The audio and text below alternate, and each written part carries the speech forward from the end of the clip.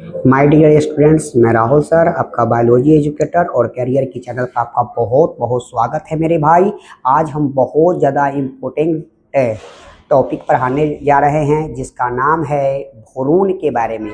भ्रूण से पहले आप बहुत कुछ हमसे सीखे हो सीक्वेंस वे में, तो उम्मीद है कि ये वीडियो आपका बहुत अच्छा लगेगा। ठीक है मेरे भाई, स्टार्ट कर रहे हैं भ्रूण को लेकर। भ्रूण को इंग्लिश में मेरे भाई बोला जाता है एम्ब्रॉय। क्या बोला जाता है मेरे भाई? एम्ब्रॉय। भ्रूण को क्या बोला जाता है? एम्ब्रॉय। पढ़ते हैं इसके डिफिनेशन क्या है मेरे भाई। भ्रूण जो है वो भ्रूण कोश या बीजांड द्वारीय सिरे पर विकसित होता है। यानी भ्रूण कहाँ विकसित होता है? कहाँ विकसित होता है? बीजांड द्वारीय सिरा पर, यानी जहां बीजांड द्वार होता है वहां पर विकसित होता है। कौन अपना? वो होता है अपना भ्रूण विकसित। ठीक है, जहां पर युग्मनज स्थित होता है। देखिए लिखा हुआ है कि भ्रूण भ्रूण कोश या बीजांडीय द्वार सिरे पर विकसित होता है जहां पर युग्मनज स्थित होता है। आगे हम लोग देख रहे हैं मेरे भाई कि अधिकतर युग्मनज तब विभाजित होता है। अधिकतर युग्मनज तब विभाजित होता है जब कुछ निश्चित सीमा तक भ्रूण कोश विकसित हो जाता है। कौन मेरे भाई विकसित हो जाता है? भ्रूण कोश विकसित हो जाएगा कुछ सीमा तक, तब जाकर युग्मनज का क्या होता है? विभाजन होता है। क्लियर है मेरे भाई? आगे हम लोग देख रहे हैं कि यह एक प्रकार का अनुकूलन है। क्या है मेरे भाई? अनुकूलन है, ताकि विकासशील भ्रूण को पोषण मिल सके। पीछे क्लास में आप हमसे मेरे भाई क्या सीखे थे? आप सीखे थे कि भ्रूण को पोषण कौन देता है? वो देता है अपना भ्रूण कोश। याद रखेंगे इस बात को, ये अति महत्वपूर्ण क्वेश्चन के तौर पर हो गया अपने एग्जामिनेशन के लिए। मैं कुछ और चर्चा कर देता हूं मेरे भाई कि भ्रूण कोश नेचर में होता है त्रिगुणित। नेचर में क्या क्या होता है? त्रिगुणित होता है। जबकि भ्रूण पूछा जाए मेरे भाई तो ये होता है नेचर में कैसा? द्विगुणित होता है। और ये सारे के सारे क्वेश्चन जो है हमारे बोर्ड एग्जामिनेशन ने पूछ रखा है। ठीक है मेरे भाई, एक द्विबीजपत्री भ्रूण में एक भ्रूण अक्ष होता है तथा दो बीज पत्र समाहित होता है। अगर हम भ्रूण की स्ट्रक्चर देखेंगे तो ये भ्रूण का स्ट्रक्चर है मेरे भाई, और इस भ्रूण का ये वाला जो भाग है मेरे भाई, ये वाला भाग, इस भाग का नाम होता है क्या मेरे भाई? इसका नाम होता है यहाँ पे कौन? प्रांकुर नाम होता है। क्या नाम होता है? प्रांकुर। मैं कुछ आपको और एक्स्ट्रा सिखा रहा हूं मेरे भाई, जरा गौर करना। प्रांकुर जो है ये क्या बना सकता है? तो प्रांकुर जो है ये बनाता है किसी भी पौधा का धरती के ऊपर जितना भी भाग बना हुआ है। एक एग्जाम्पल देते हैं, ताना। ताना है, पत्ती है, फल है, फूल है, तो ये सब का जो निर्माण होता है मेरे भाई, वो निर्माण होता है किससे? प्रांकुर से होता है। ठीक है, यानी कि पौधे का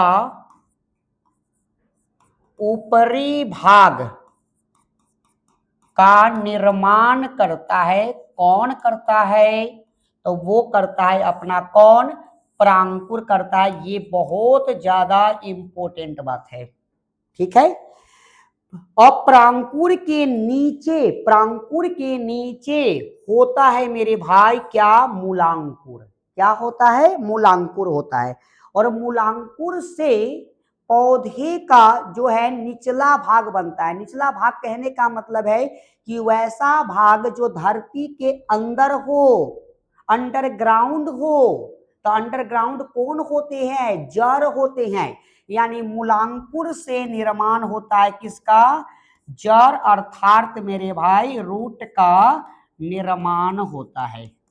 निर्माण होता है। इस बात को आप अच्छे से याद रखेंगे, ये भी बात अति महत्वपूर्ण है कि मतलब कहने का मतलब है कि पौधे का ऊपरी भाग कौन बनाएगा, वो बनाएगा परांकुर। पौधे का निचला भाग कौन बनाएगा, मूलांकुर बनाएगा।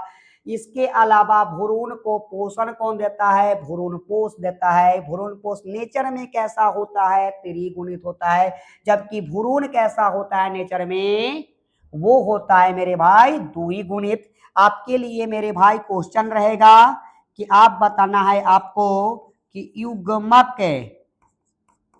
नेचर में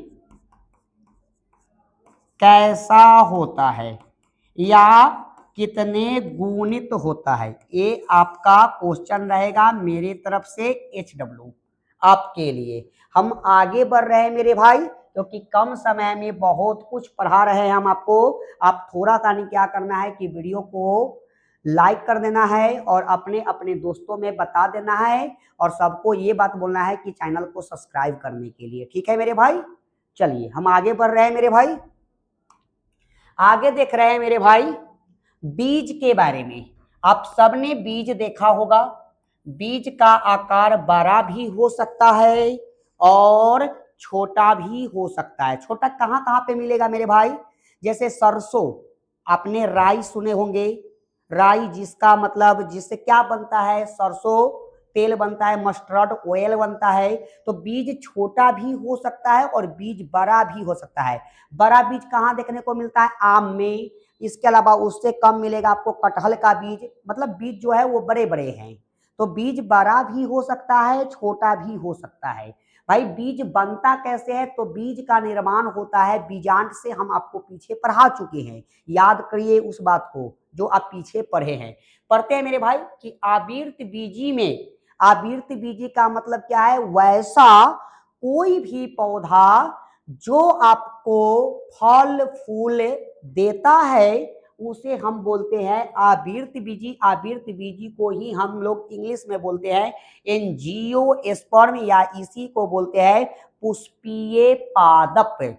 तो आवर्त बीजी जितनी भी हमारे पास पौधे हैं उन सब में लैंगिक जनन होता है। आपको पता है कौन सा जनन होता है मेरे भाई, तो उसमें होता है कौन सा जनन, लैंगिक जनन होता है, यानी कि सेक्सुअल रिप्रोडक्शन होता है। ये आपको पीछे और पीछे भी पढ़े हो आप, और चैप्टर का ही नाम है पुष्पीय पादपों में लैंगिक जनन अर्थात sexual reproduction in flowering plants. Clear है।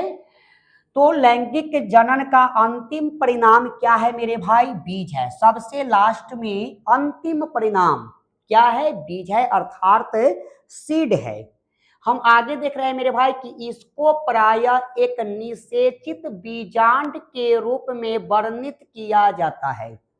यानी इसका क्या मतलब है इस वर्ड का, इसका ये मतलब है मेरे भाई कि जब लैंगिक जनन होता है तो लैंगिक जनन होने के बाद आपको मैंने क्या पढ़ाया था कि बीजांड जो होता है, बीजांड वो बदल जाता है मेरे भाई किसमें, बीज में। और अंडाशय जो होता है वो बदल जाता है मेरे भाई किसमें, फल में। यानी अंडाशय से फल का निर्माण होता है और बीजांड से बीज का निर्माण होता है। ये आप अच्छे से याद रखना है।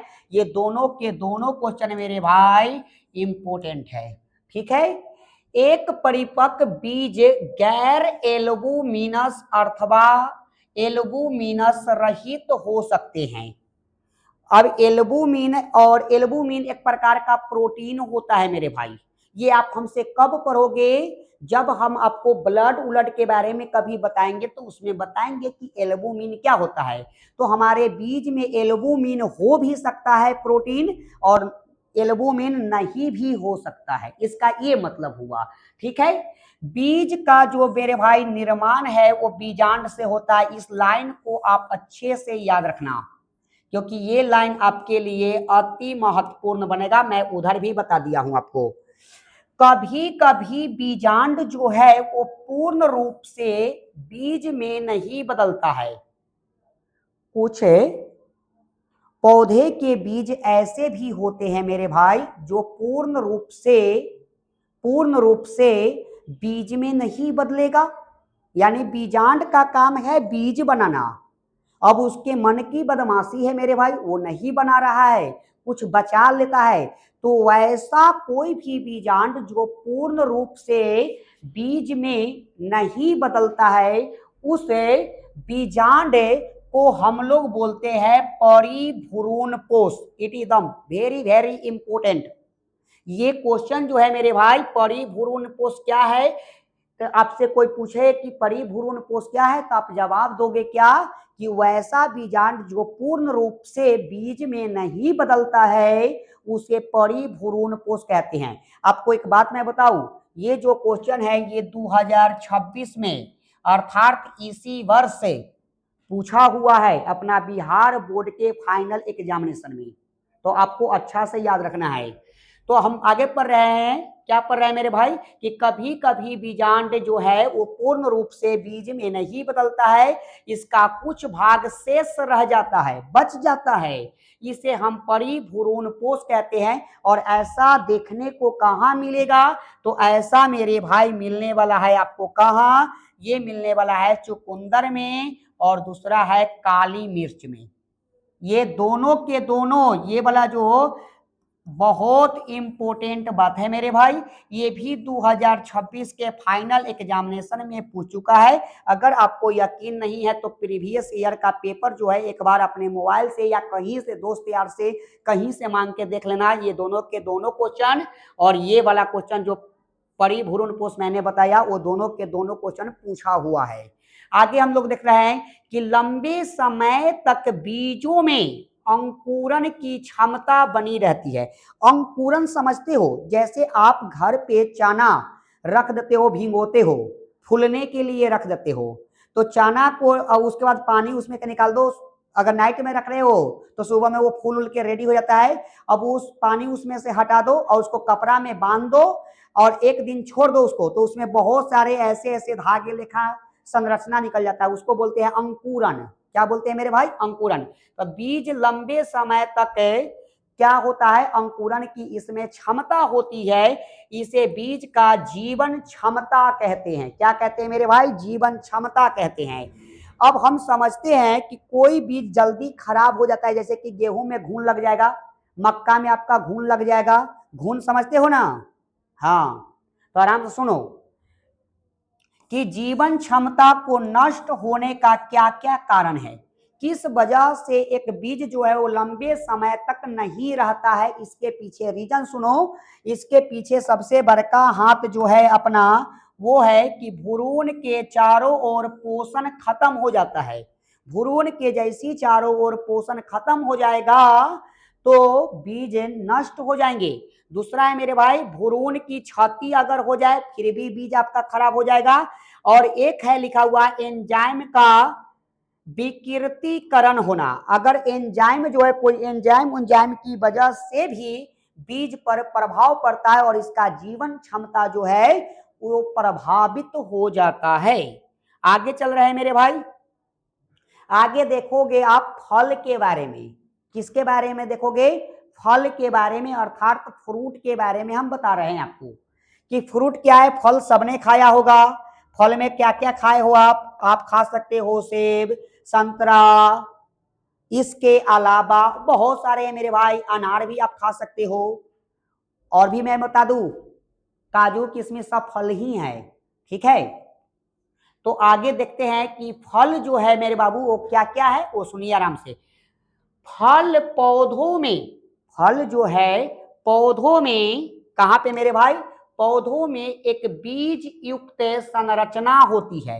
एक बीज युक्त संरचना का क्या मतलब है कि फल के अंदर आपको बीज मिलता है। क्या मिलता है, बीज मिलता है। फल के अंदर बीज होते हैं, जैसे सेब में खाते हो तो उसमें भी बीज मिलेगा, संतरा खाओगे तो उसमें भी बीज मिलेगा, आप कटहल खाओगे पका हुआ कटहल तो उसमें भी बीज मिलेगा, या कच्चा कटहल खा लोगे उसमें भी बीज मिलेगा।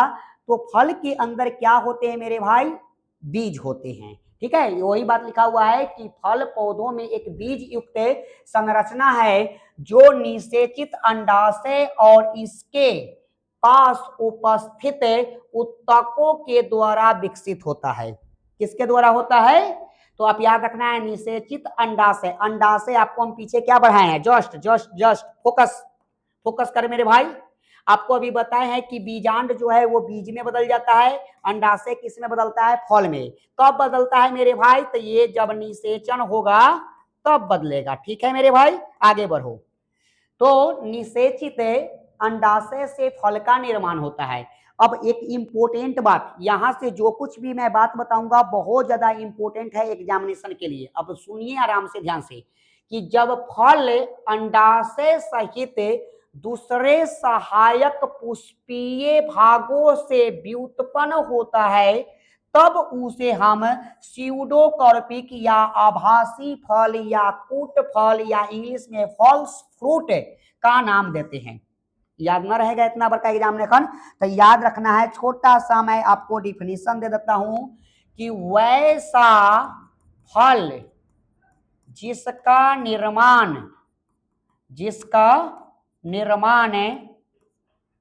अंडाशय से नहीं होता है उसे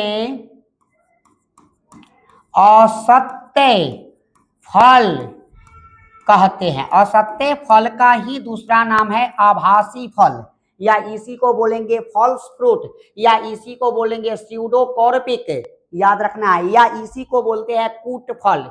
और ये क्वेश्चन जो है मेरे भाई, ये आपका बोर्ड एग्जामिनेशन वाले पूछ चुके हैं इस क्वेश्चन को। अगर यकीन न हो तो आप पेपर देखो, ये क्वेश्चन भी और बोर्ड एग्जामिनेशन में पूछ रखा है और आने वाला एग्जामिनेशन में पूछने की भी क्या है? संभावना है। इसलिए मैं यहाँ लिख दिया हूँ इंपोर्टेंट कि वैसा कोई भी फल जिसका निर्माण मेरे भाई अंडाशय से नहीं होगा उसे हम बोलेंगे आभासी फल, असत्य फल, कूट फल या स्यूडोकॉर्पिक फ्रूट बोलते हैं।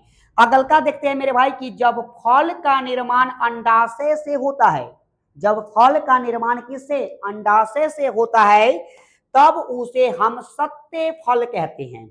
उसे हम क्या बोलते हैं? सत्य फल बोलते हैं। इंग्लिश में क्या बोलेंगे? ट्रू फ्रूट बोलेंगे। उदाहरण इसका क्या होगा? आम। आम होगा, आम के अलावा कटहल भी हो सकता है, हो सकता नहीं, होबे करेगा। आम, कटहल ये सब दे सकते हो। यानी इसका निर्माण किससे होता है मेरे बुआ? आम का या कटहल का, ये सब का निर्माण मेरे भाई किससे हो रहा है? अंडाशय से। जबकि जबकि जबकि जबकि क्या मेरे भाई? जबकि सेब, काजू, ये सब का जो निर्माण होता है मेरे भाई वो अंडाशय से नहीं होता है। एक क्वेश्चन बड़ा प्यारा पूछता है अपना बोर्ड एग्जामिनेशन, वो मैं अभी लिखूंगा, आराम से पहले सुनिए बात। फलों के चारों ओर पाए जाने वाले भित्ति, फल के चारों ओर पाए जाने वाले भित्ति, या अर्थात आप आम भाषा में समझोगे छिलका। फल का क्या है? छिलका, जिसको हम लोग नोच नोच के बिग देते हैं, नोच नोच के बिग देते हैं। तो फल के चारों ओर पाए जाने वाले भित्ति को पेरिकॉर्प कहा जाता है। क्या कहा जाता है? पेरिकॉर्प कहा जाता है। और पेरिकॉर्प में तीन चीज होता है। एक होता है एपीकॉर्प। एपीकॉर्प का मतलब है कि बाहरी फल का त्वचा कह दो, यानी कि ऊपर का छिलका जो है, एम सबसे ऊपर वाला छिलका, उसका नाम होता है एपीकॉर्प। इसके बाद एकरा बीच में अगर मिलेगा तो नाम होगा मीसोकॉर्प, यानी कि ये मध्य त्वचा होता है, यानी कि बीच वाला छिलका होता है। और लास्ट में है एंडोकॉर्प, यानी कि ये सबसे आंतरिक त्वचा अर्थात छिलका है। ये कंडीशन कहाँ देखने को मिलेगा मेरे भाई? ये कंडीशन आपको देखने को मिलेगा कहाँ? तो ये सारे कंडीशन मिलेंगे आपके नारियल के अंदर। नारियल में देखते हो सबसे बाहर छिलका होता है। छठ पूजा होता है तो हम लोग नारियल खरीदते हैं, कौन वाला? अब तो बहुत सारा है मेरे भाई, अब तो छिलल छालल मिल रहा है आपको। पहले होता था हम लोग छिलते थे, क्या करते थे? छिलते थे सबसे ऊपर वाला, फिर बीच वाला हटाते थे और तब आंतरिक वाला खाते हैं। इसके अलावा और कहाँ मिलेगा? संतरा में भी मिलेगा भाई मेरे भाई। संतरा के अंदर देखोगे तो क्या क्या मिलेगा, 3 गो लेयर मिलेगा। ध्यान से सुनना, सबसे ऊपर का नोच नोच के तुम बिकते हो कि खा जाते हो? खाते तो नहीं, ये होगे, इसको बिक देते होगे। उसके अलावा जब वो निकलता है गोला वाला, जब छील को हटा देते हैं गोलका, तो इसमें एक क्या रहता है, धागा धागा धागा धागा बनल रहता है, वो हुआ तुम्हारा कौन सा, मीसोकार्प। आज जिसको हम संतरा को फिर से वापस छीलोगे, जिसमें कि आप खाने वाला निकालती हो, वो है मेरे भाई क्या, एंडोकार्प। तो याद रखना है कि फल के ऊपर रक्षा करने के लिए 3 आवरण बने होते हैं, एपिकार्प, मीसोकार्प, एंडोकार्प। एक क्वेश्चन मैंने आपको बोला कि मैं बताऊंगा, एक क्वेश्चन तो सुनना ध्यान से। क्वेश्चन बड़ा प्यारा अपना बोर्ड में पूछता है। क्या क्वेश्चन पूछता है, ध्यान देना। क्वेश्चन ये पूछता है कि सेब को आभासी फल क्यों कहा जाता है। क्वेश्चन देखे वो, जाके देखो किताब में, ये क्वेश्चन अच्छा है। क्वेश्चन क्या है मेरे भाई कि सेब को आभासी फल क्यों कहा जाता है, क्यों कहा जाता है, सेब को आभासी फल क्यों कहा जाता है, बताओ। तो सेब का जो निर्माण होता है मेरे भाई, वो अंडाशय से ना होकर किससे होता है? तो इसका आंसर तुम क्या दोगे कि इसका निर्माण अंडाशय से ना होकर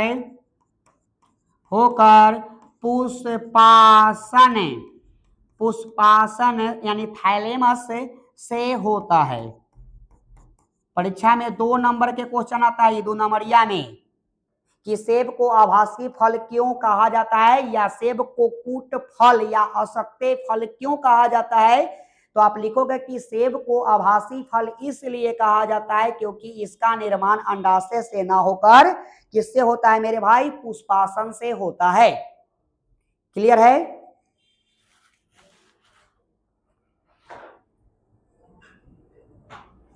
आगे देखिए मेरे भाई, अगला है कि फल को मुख्य रूप से 3 भागों में बांटा गया है।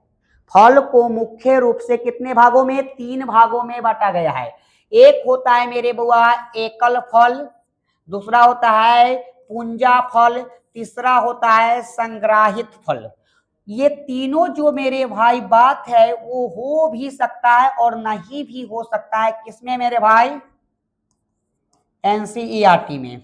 ठीक है, तो आप इस बात को ध्यान में रखना है कि फल को मुख्य रूप से हम 3 भागों में वर्गीकृत करते हैं, एकल फल, पुंजा फल, संग्राहित फल। उदाहरण आगे सुनो, नोट्स में सुनो, नोट में मैंने क्या लिखा है, बहुत इंपॉर्टेंट है कि बिना निषेचन के निर्माण होने वाला फल को अनिषेक फलन कहते हैं। ये बहुत ज्यादा इंपॉर्टेंट है परीक्षा के लिए कि वैसा कोई भी फल जिसका निर्माण बिना निषेचन के हो जाए उसे बोलते हैं हम लोग क्या, अनिषेक फलन बोलते हैं। उदाहरण सुनना, उदाहरण है मेरे भाई केला का। किसका है, केला अर्थात बनाना उदाहरण है इसका, मोस्ट इंपोर्टेंट है। या आपसे क्वेश्चन पूछा जाएगा ऐसे ऑब्जेक्टिव में कि निम्नलिखित में से कौन अनिषेक फलन का उदाहरण है। जहां देखोगे केला वहीं पे मारोगे तुम टिक। क्लियर है? दूसरा का नोट मैंने लिखा है कि फलों के अध्ययन को पोमोलॉजी कहते हैं। फलों के अध्ययन को क्या कहते हैं, पोमोलॉजी कहते हैं। ये ऑब्जेक्टिव के लिए आपके पास इंपोर्टेंट हो जाएगा, और ये भी बात जो मैंने बताया ऊपर में वो भी आपके लिए इंपोर्टेंट है। एक क्वेश्चन आपके लिए मैं आपको दे रहा हूं कि आप क्वेश्चन एक HW के तौर पे बना के आना। क्या बना के आओगे मेरे भाई, ये बना के आओगे। मैं एक क्वेश्चन दे रहा हूं कि फूल के अध्ययन को क्या कहते हैं, क्या कहते हैं। मैं तेरे वास्ते एक क्वेश्चन लिख दिया हूं कि फूल के अध्ययन को क्या कहते हैं।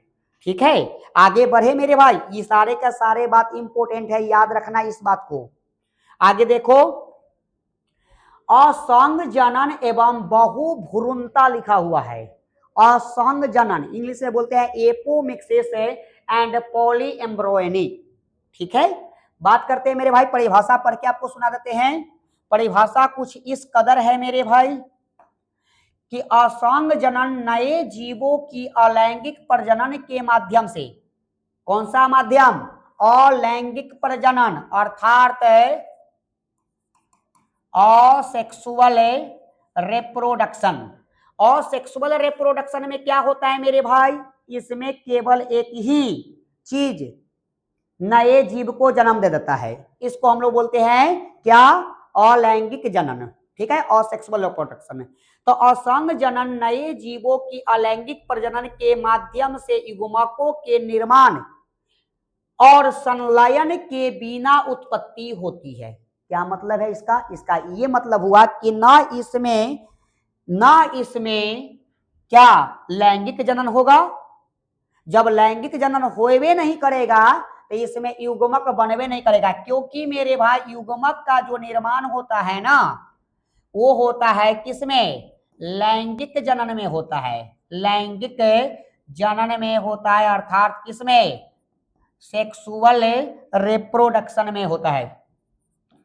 ठीक है, याद रखेंगे। तो न युग्मक बन रहा है न युग्मक का आपस में मिलन हो रहा है। बिना मतलब के ना बोलते हैं कि बिना बुलाए मुंह उठा के चल जाता है, वही है बिना बुलाए मुंह उठा के आने वाला कौन? असंग जनन। आगे देखो मेरे भाई, जब जब जब जब क्या जब एक बीज में एक से अधिक भ्रूण मिलता है, जब एक बीज के अंदर एक से ज्यादा भ्रूण मिलेगा तब इसे हम बहुभ्रूणता का नाम देते हैं। क्या नाम देते हैं? बहुभ्रूणता। और बहुभ्रूणता का जो उदाहरण है वो है सिट्रस।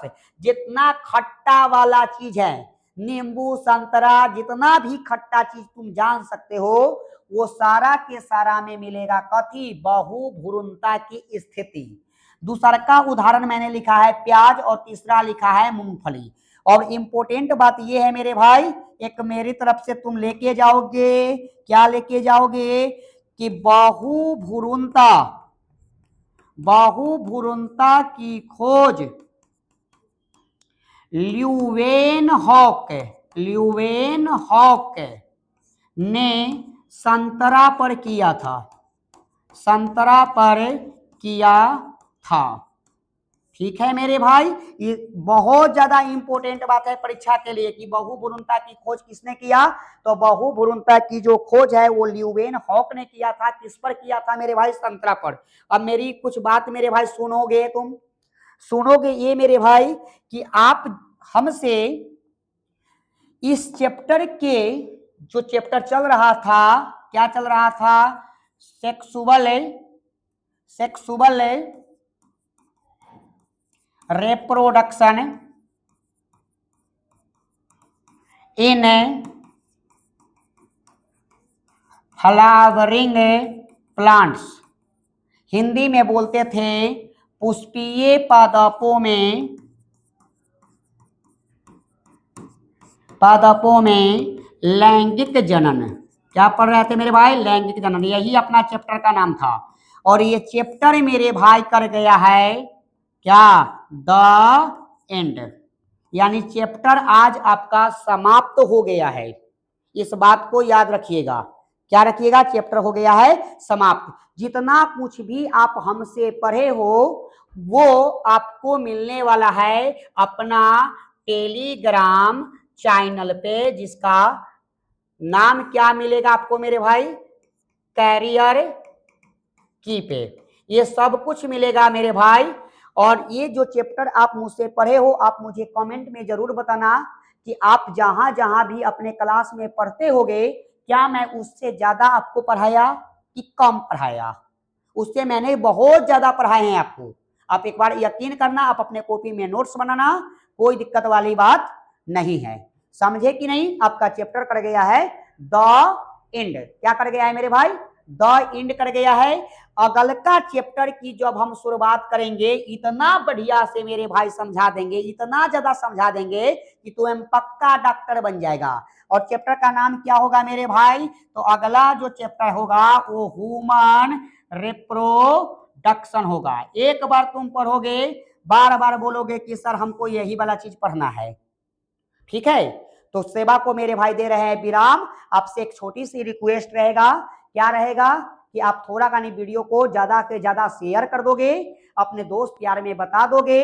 और सुनो ध्यान से, आप अपने दोस्त मेरे भाई दो किस्म के हैं, एक बॉय भी हो सकता है, एक गर्ल भी हो सकता है। तो ध्यान में रखना है, जब हम ह्यूमन रिप्रोडक्शन पढ़ाएंगे तो दोनों आदमी जुड़ना ना भूलिएगा, एकदम दोनों जुड़ना है। हम बढ़िया से फील करा के पढ़ाएंगे, क्या ह्यूमन रिप्रोडक्शन हम बढ़िया से सिखा देंगे, कौन कथी है एम बढ़िया से जूम कर के सिखा देंगे कि कौन चीज क्या है। ठीक है मेरे भाई, thank you so for very very very much, love you मेरे भाई।